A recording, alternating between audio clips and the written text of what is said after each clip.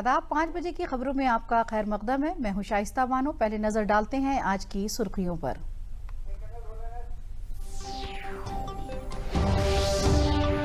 सदर जमहूरिया के ओहदे के लिए एनडीए के उम्मीदवार द्रौपदी मुर्मू ने दाखिल किया पर्चा नामजदगी के वक्त वजीर आजम नरेंद्र मोदी, वजीर दाखिला अमित शाह, वजीर दिफा राजनाथ सिंह और भारतीय जनता पार्टी के कौमी सदर जेपी नड्डा के साथ भारतीय जनता पार्टी और इत्तेहाद पार्टियों के वज़राए आला और सीनियर लीडर रहे मौजूद। कबायली समाज से आने वाली द्रौपदी मुर्मू के सदर जमहूरिया के लिए पर्चा नामजदगी दाखिल करने के वक्त मुख्तलिफ लीडरान और उड़ीसा के रायरंगपुर में लोगों ने किया खुशी का इजहार।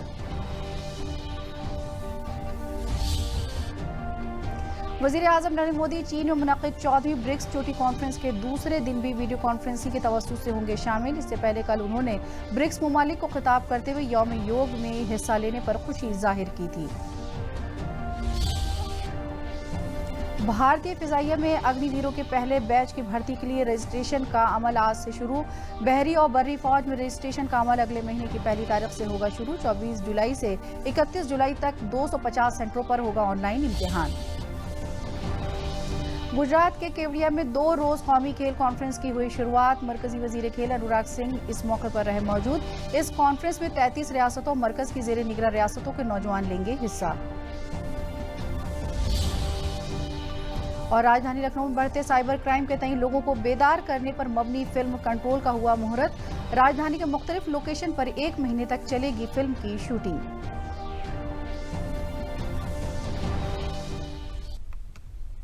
अब खबरें तफसील से। सदर जमहूरिया के लिए एनडीए के उम्मीदवार द्रौपदी मुर्मू ने अपना पर्चा नामजदगी दाखिल किया। द्रौपदी मुर्मू ने 4 सीटों पर पर्चा नामजदगी दाखिल किया। उनकी नामजदगी के वक्त वजीर आजम नरेंद्र मोदी, वजीर दाखिला अमित शाह, बीजेपी के सदर जेपी नड्डा, वजीर दिफा राजनाथ सिंह समेत कई वुज़रा और भारतीय जनता पार्टी के हुक्मरानी वाली रियासतों के वज़राए आला के साथ दीगर इत्तेहादी पार्टियों के वजीर आला और सीनियर लीडर मौजूद रहे।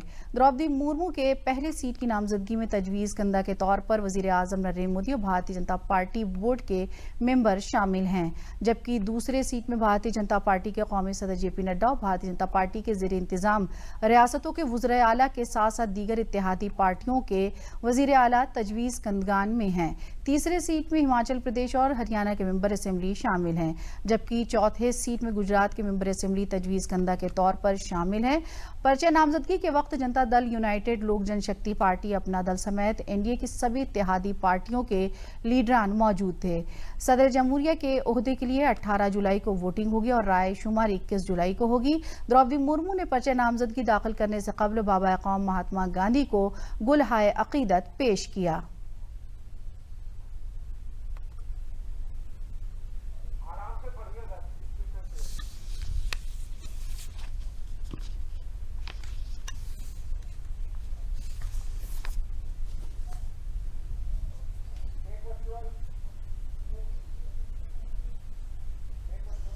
इससे पहले भारतीय जनता पार्टी के कौमी सदर जेपी नड्डा ने द्रौपदी मुर्मू को सदर जमहूरिया के ओहदे के लिए एनडीए की तरफ से उम्मीदवार का ऐलान किया था।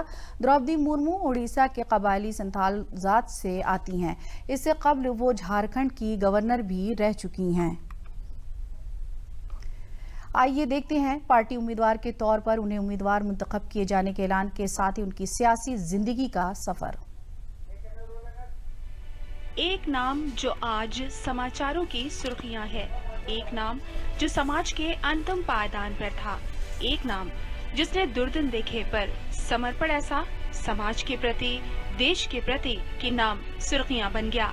जी हम बात कर रहे हैं देश के अगले प्रथम व्यक्ति के निर्वाचन की। एनडीए ने द्रौपदी मुर्मू को अपना प्रत्याशी बनाया है। हमें प्रत्याशी के रूप में कोई पूर्व से ढूंढना चाहिए, भारत के पूर्वी क्षेत्र से ढूंढना चाहिए। आज तक कोई आदिवासी ट्राइबल प्रत्याशी राष्ट्रपति के रूप में नहीं आया है, इसलिए हमें ट्राइबल पर, और पहली बार कोई ट्राइबल को भारतीय एनडीए की तरफ से हम कैंडिडेट बना सकेंगे, ऐसा संसदीय बोर्ड, पार्लियामेंट्री बोर्ड का मत था। और इसलिए श्रीमती द्रौपदी मुर्मू, इनको राष्ट्रपति का प्रत्याशी घोषित किया गया है एनडीए की तरफ से। उड़ीसा के मयूरभंज जिले में रायरंगपुर में जन्मी द्रौपदी मुर्मू उड़ीसा की पहली महिला और आदिवासी नेता हैं। वो पहली आदिवासी महिला राज्यपाल रह चुकी हैं। झारखंड के राज्यपाल के रूप में उन्होंने प्रशासनिक क्षमता का प्रदर्शन किया। रायपुर से 9 साल तक विधायक रहने वाले मुर्मू का जीवन काफी कठिन रहा। जीवन में 3 बार दुखों का पहाड़ टूटा। पति और 2 बेटों की असामयिक मृत्यु हुई। राजनीतिक अंकगणित कहते हैं कि मुर्मू देश की अगली राष्ट्रपति होंगी। उड़ीसा के मुख्यमंत्री ने हर्ष व्यक्त करते हुए समर्थन देने का ऐलान किया। वैसे विपक्ष ने यशवंत सिन्हा को अब खड़ा किया है, लेकिन अभी तक गणित मुर्मू के पक्ष में ही दिखाई देता है। Bureau report, DD news, Lucknow. सदर जमहूरिया के ओहदे के लिए एनडीए की उम्मीदवार द्रौपदी मुर्मू के पर्चे नामजदगी दाखिल करने से कबल मरकजी वजीर प्रहलाद जोशी ने कहा कि Bharatiya Janata party social engineering पर एतमाद रखती है। इसके लिए सभी समाज के लोगों को आईनी ओहदों पर बैठना वजीर आजम की सोच है। सबको उनकी हिमायत करनी चाहिए। भारतीय जनता पार्टी हम सामाजिक समरसता में और सोशल इंजीनियरिंग में माननीय मोदी जी के नेतृत्व में हम पूरा विश्वास करते हैं। तो इसीलिए इसमें मैं समझता हूं जो हमको सब वर्ग से हमको कॉन्स्टिट्यूशन पद में बिठाना, ये हमारा प्रधानमंत्री जी का बहुत बड़ा सोच है। इसी कारण ऐसे अच्छे अच्छे निर्णय पहले भी हुआ है, आज भी हुआ है, आगे भी होते रहेंगे। और जैसे आज का कैंडिडेट है श्रीमती द्रौपदी, तो बेस्ट कैंडिडेट है, डाउन टू अर्थ है और एकदम लोगों से जुड़े हुए महिला नेत्री है। इसलिए मैं समझता हूं this is the one of the best selection in the history of India.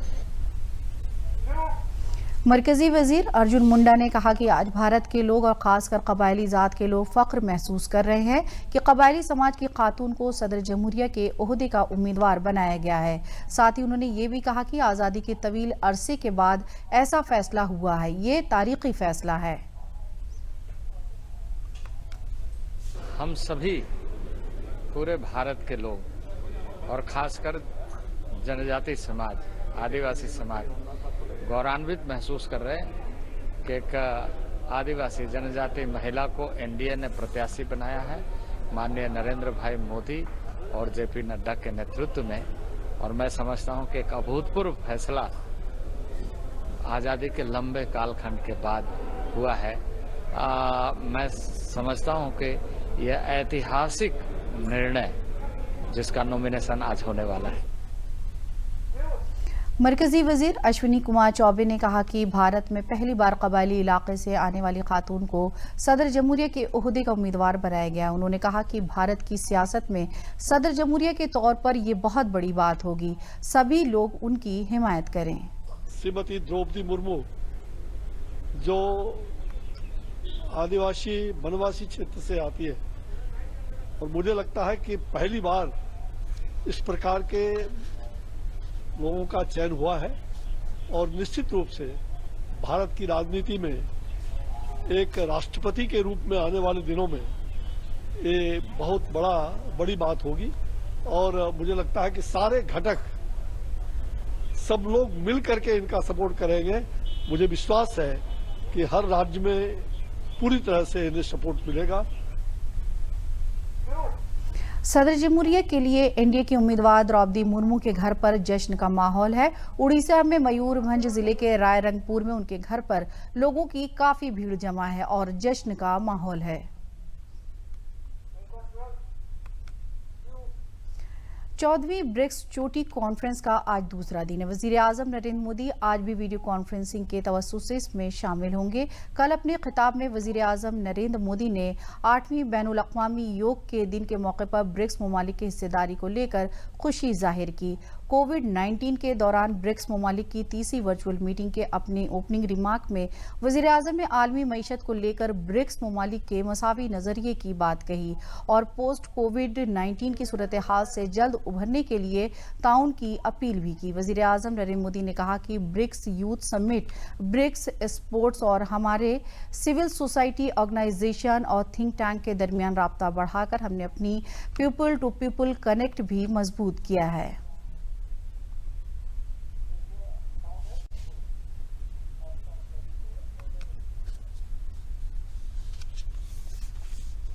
वैश्विक अर्थव्यवस्था की गवर्नेंस के बारे में हम ब्रिक्स सदस्य देशों का नजरिया काफी समान रहा है और इसलिए हमारा आपसी सहयोग वैश्विक पोस्ट कोविड रिकवरी में उपयोगी योगदान दे सकता है।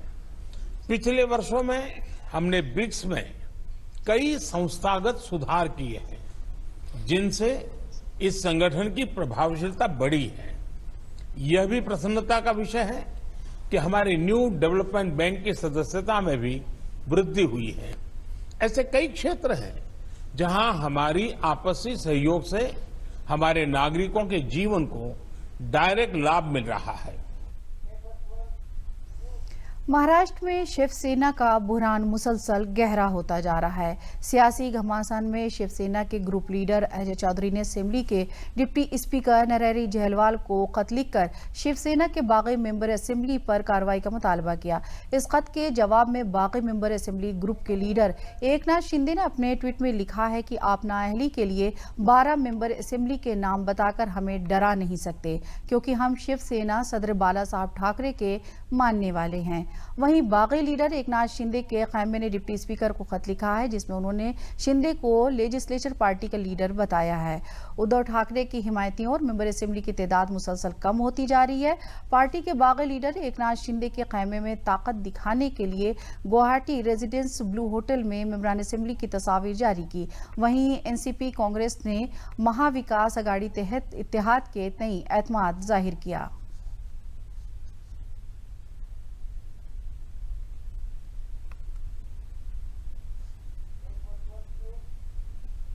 दो 2002 के गुजरात फसादात में गुजरात के उस वक्त के वजीर आला नरेंद्र मोदी और अब वजीर आजम समेत 63 दीगर लोगों के किरदार को लेकर एसआईटी की क्लीन चिट के खिलाफ दायर की गई अर्जी को सुप्रीम कोर्ट ने आज खारिज कर दिया है। यह अर्जी फसादात में मारे गए कांग्रेस के साबिक रुकन पार्लियामेंट एहसान जाफरी की अहलिया ने दायर की थी। Justice am Khan, justice Dinesh Maheshwari, justice सीटी रवि कुमार की सदारत वाली बेंच ने यह फैसला पढ़ा। बेंच ने कहा कि हम एसआईटी रिपोर्ट मंजूर करने और एसआईटी की क्लोजर रिपोर्ट के खिलाफ जकिया जाफरी की अर्जी को खारिज करने के मजिस्ट्रेट के हुक्म को बरकरार रखते हैं। जकिया की अर्जी की कोई बुनियाद नहीं है, हम इस अर्जी को खारिज करते हैं।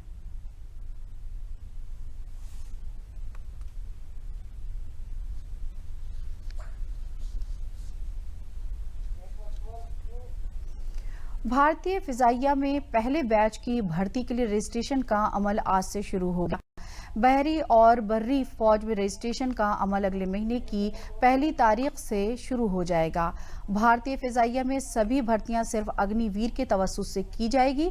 अगले महीने की 24 तारीख से 31 तारीख तक मुल्क भर में 250 सेंटर पर ऑनलाइन इम्तिहानात मुनक्किद किए जाएंगे। भर्ती का अमल इस साल के आखिर तक पूरा हो जाएगा। उम्मीदवारों की मदद के लिए हेल्पलाइन नंबर शुरू किए गए हैं। ये नंबर 0112599606 और दूसरा नंबर 011256942009 है।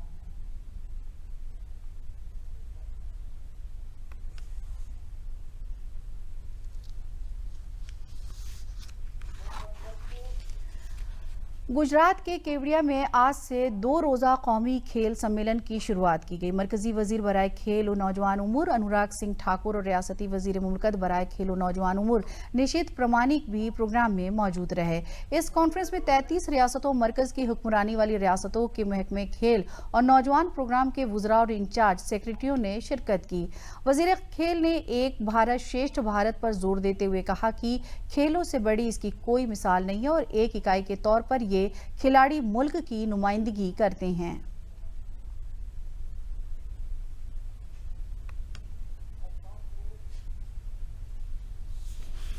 कि क्यों ना युवा कार्यक्रम के माध्यम से भी पीपल्स पार्टिसिपेशन हो, जिससे पीपल मूवमेंट बने और स्पोर्ट्स कल्चर उसके माध्यम से तैयार हो। जन भागीदारी से ही जन आंदोलन बन सकता है और खेलों का वातावरण खड़ा करने के लिए पीपल्स पार्टिसिपेशन बहुत आवश्यक है। ये एकता नगर में इसका आयोजन इसलिए भी किया गया कि एक भारत श्रेष्ठ भारत, इसकी कल्पना ही सरदार पटेल ने की थी और खेलों में एकता सबसे बड़ी बात है। कोई भी खिलाड़ी जब भी किसी टीम का हिस्सा बनता है, कोई ये नहीं देखता है किस जाति, धर्म, किस समुदाय से आता है। वो केवल एक भारतीय के नाते उस टीम को रिप्रेजेंट करता है। कोई ये नहीं देखता है किस राज्य से आया है, किस क्षेत्र से आया है। वो केवल देश के खिलाड़ी के रूप में भाग लेता है। महकमे इनकम टैक्स ने असेसमेंट ईयर 2022 से 23 के लिए आईटीआर भरने के लिए टैक्स अदा करने वालों के लिए ई फाइलिंग पोर्टल खोल दिया है। इनकम टैक्स डिपार्टमेंट ने ट्वीट करके टैक्स दहिंदगान से आईटीआर भरने की दरखास्त की है। असेसमेंट ईयर 2022-23 के लिए टैक्स दहिंदगान ई फाइलिंग पोर्टल पर अब इनकम टैक्स रिटर्न दाखिल कर सकते हैं। टैक्स पेयर्स की आईटीआर भरने की आखिरी तारीख 31 जुलाई रहेगी।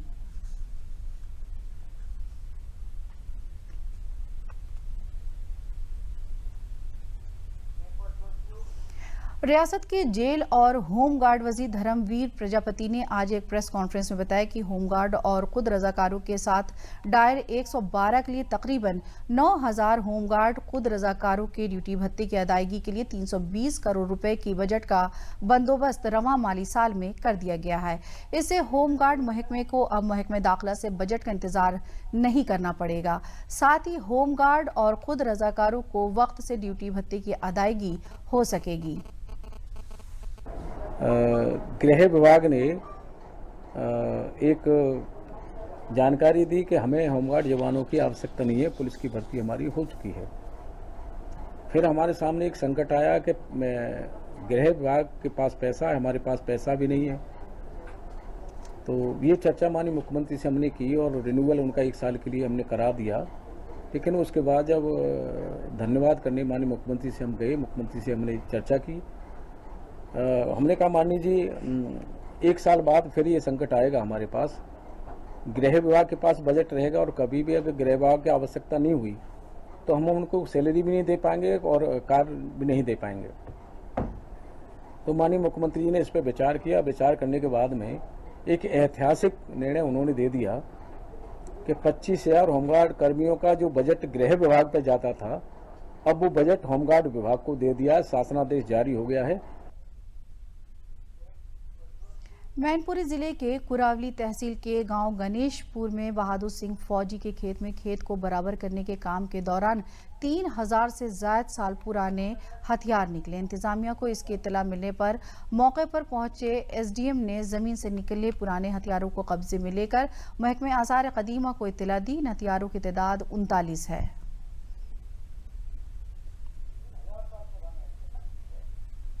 पुरापाषाण काल में जो लड़ाइयाँ होती रही उसके यूज करने का सामान जैसे भाला है, तीर है, ऐसे कुछ मतलब नुकीले सामान है। तो ये प्राप्त कैसे हुआ है? ये खुदाई के दौरान ये मतलब खेत को प्लान कराया जा रहा था। अच्छा ये किसका है ये तो जांच के बाद ही, मतलब अष्ट धातु का है या किस धातु का है ये तो जांच के बाद ही पता लगेगा। रियासत के माही परवरी के वजीर डॉक्टर संजय निषाद ने रियासत में चल रही प्रधानमंत्री मत्स्य संपदा योजना के तहत रियासती सतह के वेबिनार और तकनीकी मुशावरती प्रोग्राम में बतौर मेहमान खुसूसी शिरकत की। मीटिंग में महकमे माही के सभी अहम अफसरान ने वर्चुअली तौर पर हिस्सा लिया। इस मीटिंग में डॉक्टर संजय निषाद ने कहा कि माही परवरी किसानों की आमदनी दोगुना करने में अपना अहम किरदार निभा रही है।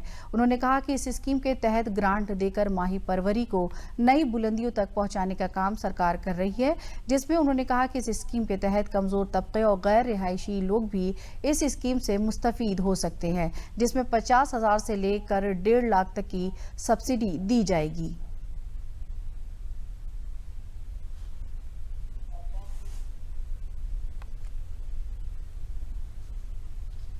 जो मत्स्य पालन के क्षेत्र में जुड़े हुए लोगों को अनुदान देकर उन्हें उत्पादन के क्षेत्र में आगे बढ़ाना, उनके रोजगार, उन्हें समृद्धि करना, प्रोटीन युक्त खाद्यान्न को आगे करना और राजस्व की वृद्धि करना एक उद्देश्य था। उसमें इस विभाग में प्रधानमंत्री ने प्रधानमंत्री मत्स्य संपदा योजना और उत्तर प्रदेश में मुख्यमंत्री संपदा योजना और निषाद राजपोर्ट योजना, उत्तर प्रदेश से भी हम अनुदान देकर उन्हें आगे बढ़ा रहे हैं। तो इसमें हम एक पारदर्शिता रहे और जन जन तक लोगों को जानकारी रहे और इस क्षेत्र में आकर अपने भविष्य को और बेहतर भविष्य को बनाने के लिए काम कर सकें। उसके लिए एक पोर्टल के माध्यम से हम आवेदन लेते हैं और आवेदन में हम लोग आवेदन सब लोग कर सकें, जान सकें, उसके लिए वेबिनार किया गया था। जिले स्तर पर लोग आए थे और आज क्लिप बन गई है, उसको हम और प्रचार करेंगे। तो इसका आवेदन का पोर्टल 1 तारीख से 1 जुलाई से ले खुलेगा और 20 जुलाई तक रहेगा, 20 दिन।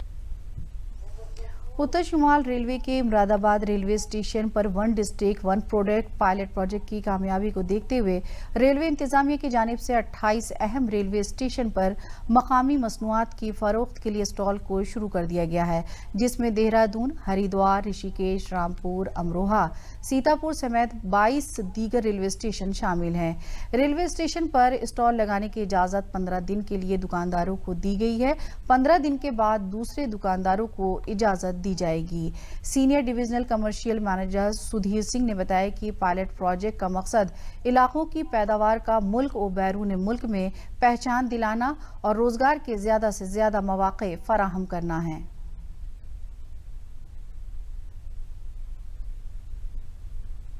हमारे मुरादाबाद मंडल में एक स्टेशन था, जो कि आपको पता है मुरादाबाद मंडल पीतल की वस्तुओं के लिए मशहूर है। तो पहले स्टॉल जो पीतल के वस्तुओं का लगा हुआ था, लेकिन धीरे धीरे हम लोगों ने प्रचार प्रसार किया, लोगों को जागरूक किया और आज उस स्कीम में जो चरण नेक्स्ट 1 बाय 1 बढ़ते जा रहे हैं 15-15 दिन के चरण में।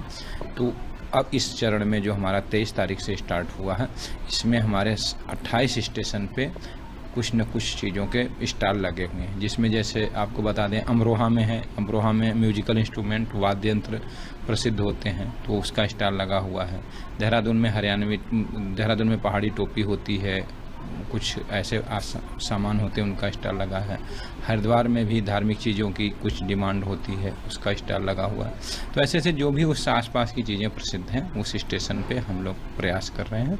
उसके लिए ये पॉलिसी प्रॉपर आई है, जिसको भी ज़रूरत है या जो सामान बेचना चाहता है, जो पॉलिसी के अंतर्गत आता है, उसको वो अपने नियरेस्ट स्टेशन पे जहाँ पे चाहता है वहाँ एक बॉक्स लगा हुआ है, उस बॉक्स में अपनी पर्ची डाल सकता था।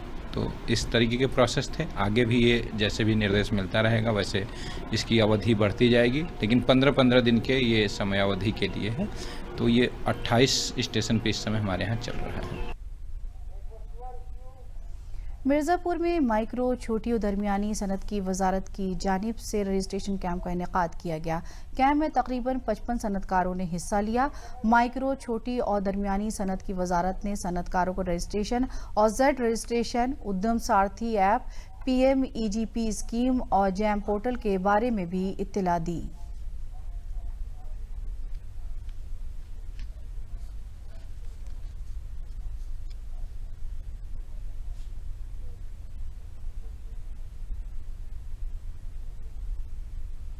मेरा व्यवसाय आटा चक्की का था और जो कि मेरे पिताजी करते थे, तो वो रजिस्ट्रेशन नहीं करवाए थे।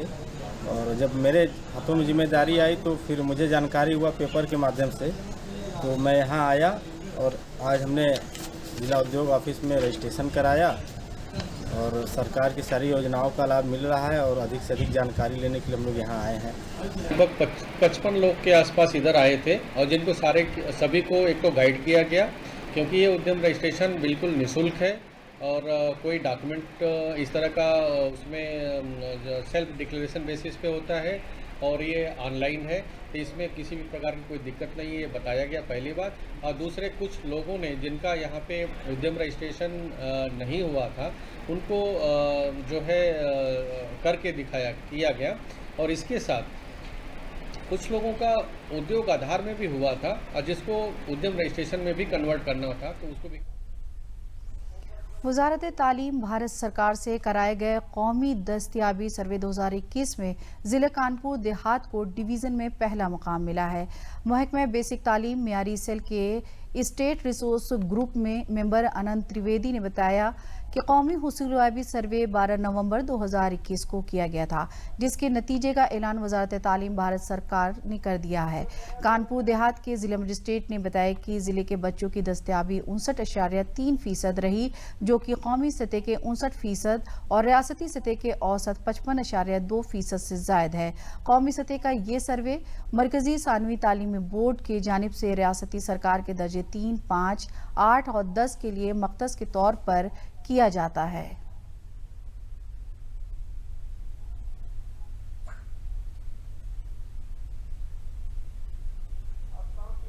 कोरोना काल जाने के बाद मैं स्कूल आया तब हमारी क्लास बिल्कुल बदल चुकी थी और टीचर का पढ़ाने का तरीका बदल चुका था। जब ये गणित किट आई तो हमें बना के सीखने का मौका मिला। कोरोना था तो हम लोग की पढ़ाई बंद हो गई, लेकिन जब स्कूल खुला तो लाइब्रेरी की बुकों से हम लोग पढ़ते थे और हम लोग को समझ में, और हम लोग के टीचर बहुत अच्छे हैं और हम लोग को अच्छे से समझा के पढ़ाते हैं। जो मिशन प्रेरणा चल रहा था आदरणीय जिलाधिकारी महोदय मुख्य विकासाधिकारी के नेतृत्व में, उसमें बच्चों के भाषा और गणित की दक्षताओं में प्रारंभ से ही कार्य चल रहा है। पिछले 3 साल से सभी शिक्षकों को भाषा और गणित पर विशेष फोकस देने के लिए ही मिशन प्रेरणा का लॉन्च किया गया था।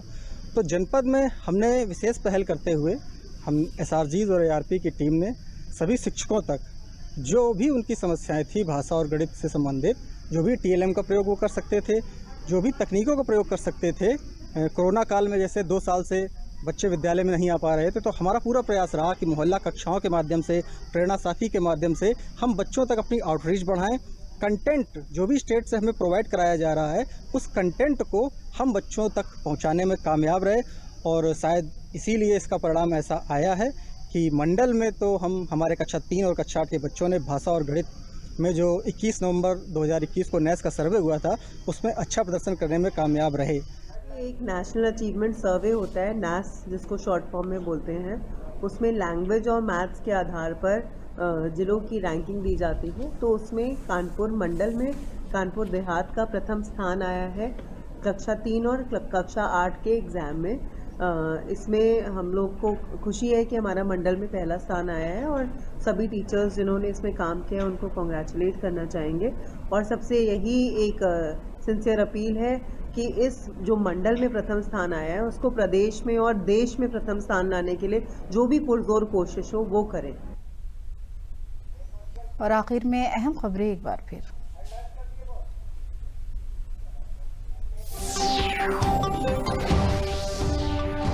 सदर जमहूरिया के ओहदे के लिए एनडीए के उम्मीदवार द्रौपदी मुर्मू ने दाखिल किया पर्चे नामजदगी के वक्त वजीर आजम नरेंद्र मोदी, वजीर दाखिला अमित शाह, वजीर दिफा राजनाथ सिंह और भारतीय जनता पार्टी कौमी सदर JP नड्डा के साथ भारतीय जनता पार्टी और इत्तेहाद पार्टी के वजीर आला और सीनियर लीडरान रहे मौजूद।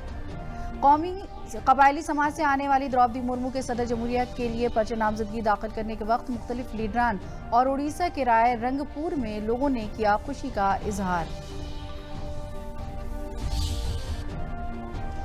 वजीर आजम नरेंद्र मोदी चीन में मुनक्किद 14वीं ब्रिक्स चोटी कॉन्फ्रेंस के दूसरे दिन भी वीडियो कॉन्फ्रेंसिंग के तवस्सुत से होंगे शामिल।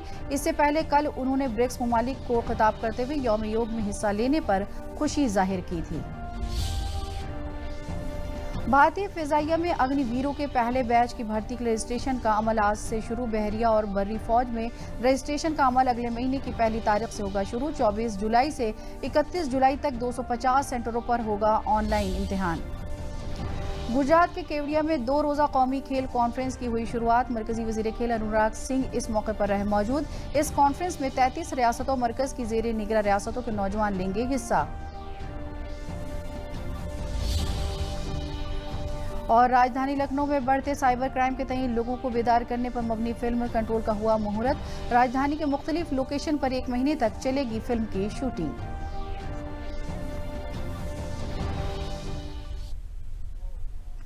इसी के साथ खबरें खत्म हुई। इजाजत दीजिए। आदाब।